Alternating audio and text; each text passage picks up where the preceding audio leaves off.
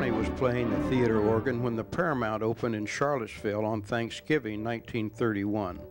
Following World War I, a wave of prosperity and America's growing obsession with the movies resulted in the construction of beautiful movie theaters in towns and cities throughout America.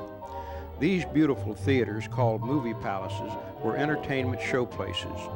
When the Paramount decided to build in Charlottesville, they selected the Rapp Brothers to design the theater. The Rapp Brothers chose a colonial design reflective of Charlottesville history.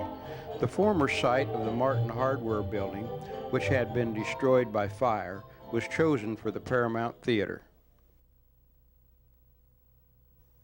The lavish decor extended up the sloping foyer, down to the lounges and cosmetic room, around the corner into the lobby, through 5 entrances into the auditorium.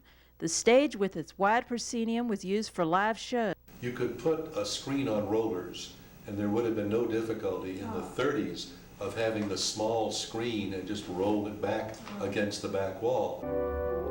The cornice all around the room had escutcheons and medallions in relief painted with gold leaf highlights. The spectacular octagonal ceiling was a tribute to the influence of Thomas Jefferson's design. Every panel around the octagon was painted with swags and garlands of a French motif. It was lofty as a palace interior. Paintings 2 stories high depicted the colonial period. The aisle seats had casings with a classical motif. If you remember, when you're looking at the screen, the theater is so much wider than it is deep. It's a delightful house. The acoustics and sightlines were ideal, even from the balcony. Immediately behind and above the balcony seating was the projection booth, which housed the 2 projectors and associated equipment. 2 arc lamp projectors were used to provide for continuous showing of movies without stopping to change reels, as would have been the case in earlier movie theaters when only 1 projector was used. The projectionist was kept busy rewinding and threading film and monitoring the performance of the projectors. Looking down from the projection booth, the false boxes can be seen, which housed the organ pipes. Other organ parts were also located here. The great theater organs were the centerpieces of the movie palaces, and the Paramount's was a beautiful Wurlitzer. These organs were originally made for the silent movies, and when the talkies came, they became solo instruments. Theater organists became stars in their own right, and moviegoers found the organ music as exciting as the movie, and the music of the theater organ became part of everyday life. Brownie, the first Paramount organist, performed in Charlottesville for only a few months, but is well remembered by Charlottesville citizens. It's great joy as a Paramount. They had this organ. And the first organist that we called, his name was Brownie. Oh, he played that organ. We used to go just to hear Brownie. But I can remember when the Paramount first opened up, and I used to like to go because they had this organ, and it used to come up out the floor. Yeah. And the man that played the organ, his name was Brownie. And we used to go because we liked to hear him play the organ. He used to play about half an hour before the movie would start. The organ was sold to a gentleman in Burlington, North Carolina. He came and disassembled the organ. It took him quite a while to do it. The interesting thing is we actually got the organ playing, and we were using it for some of our stage shows before the company decided to sell the organ. The Paramount sign, containing almost 2,000 light bulbs, soon became a downtown landmark. Opening night was attended by a formally attired audience who were greeted by white-gloved doormen and ushers in wingtip collars. Every day, cartoons, travelogues, newsreels, comedy shorts, and sometimes stage shows were added attractions to the feature film. Before the University of Virginia ever broadcast their games on the radio, they were seen on the Paramount screen. And other local events were shown, like the annual Alumni Barbecue in McCormick Dell. In the years after opening night, the Paramount featured stage shows with dancing girls, comedians, and magicians.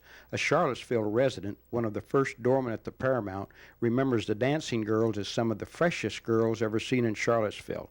UVA students attended many a movie to get front row views of these attractive girls. Fred Waring and Russ Morgan, whose mellow sounds appealed to Depression audiences, and other greats of the big band era played here. Their solo instrumentalists had the following like rock stars do today. And the exuberance of swing music and the dancing that music inspired attracted huge crowds in the late 30s to hear U.B. Blake, Fats Waller, and Duke Ellington. The rare chance to see a live Broadway show was provided by the Paramount on several occasions. Green Pastures, a retelling of Old Testament tales set in 30s America, had an all-black cast of actors and musicians. Major Beau's hit radio show was here to give amateur talent an opportunity or the gong. And the first Paramount manager directed Kiwanis Minstrels here, which showcased local talent and made fun of local personalities to an enthusiastic crowd. The National Symphony Orchestra played here. And on Sundays, while the movie business was prohibited by blue laws, the Paramount still opened its stage to municipal band concerts, Virginia Players dramas, and benefits that raised money for such as University of Virginia band uniforms. An invocation ceremony that ushered in homecoming was here. The Paramount obeyed the blue laws, but starting at midnight each Sunday, the most risque movies of the time were shown. The Paramount management took a bold step when it scheduled the first showing of a Sunday movie. Despite objections from various local groups, The Devil arrived in Charlottesville on the movie Showboat, and the Paramount manager was summoned to court, and the judge ordered a jury trial. In July 1936, the people spoke when the jury decided in favor of the Paramount and Sunday movies. Citizen complaints of nude dancing by a young fan dancer on the Paramount stage resulted in her arrest, and the dancer was brought to court and charged with indecent exposure. The fan dancer displayed her costume of a small brassiere and a pair of flesh-colored panties as proof she was clothed. The prosecutor stated the clothing covered no more than eye shades and asked for a conviction of indecent exposure. The bits of clothing tilted the scales of justice in favor of the fan dancer, and the judge dismissed the charges. Blackstone, the Ziegfeld of magicians, brought his company of 40 entertainers, mostly beautiful girls, in a show of 1001 Wonders to delight all age groups. With the nation's plunge into World War II, the Paramount sold war bonds under the marquee every day and accepted scrap metal as the price of admission on occasion. While rubber and gas rationing restricted travel, the Paramount, at the center of downtown, did a thriving business. While the movies exploited the war story, they still raised wartime morale, and there were war bond rallies where, with rousing organ music, appearances by movie stars, war heroes, and UVA's All-American Bill Dudley, there were premieres of acclaimed movies and stage shows with name entertainers for which the only admission was the purchase of a war bond. With World War II victory came a stream of technical innovations, three-dimensional cinema, cinerama, cinemascope, various ways movie producers could compete with television, and the Paramount kept pace with these developments and stayed at the center of a downtown activity.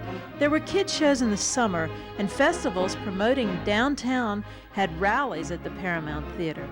Merchants gave customers free tickets to My Lady's movie matinee, stage and screen presentations where local businesses showcased their wares and their fashions and gave prizes to winners of audience games.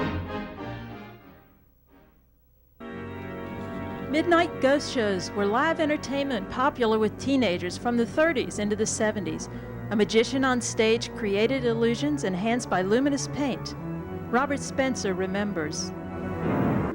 Have the ghosts floating all through the air and skeletons going up and down the aisles. Guy would come out with a huge snake draped over his shoulders, and as he came toward the front of the stage, he pretended to trip, and as he tripped and lunged forward like this, the snake apparently fell off his shoulders, and at the moment the snake fell, the house went completely black.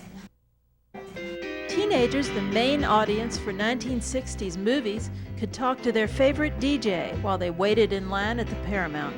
Another local DJ promoted shows at the Paramount where local musicians and dancers shared the bill with teenage idols on the Paramount stage.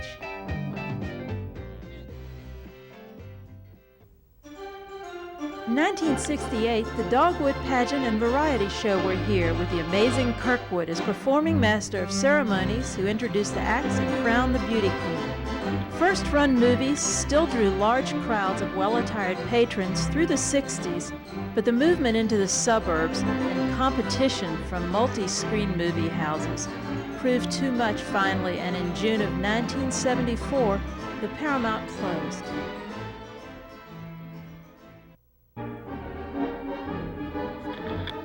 The lights of the Paramount were dimmed for a number of years. However, in 1992, the Paramount Group was formed to restore the theater to its former beauty and as a community center for theatrical performances.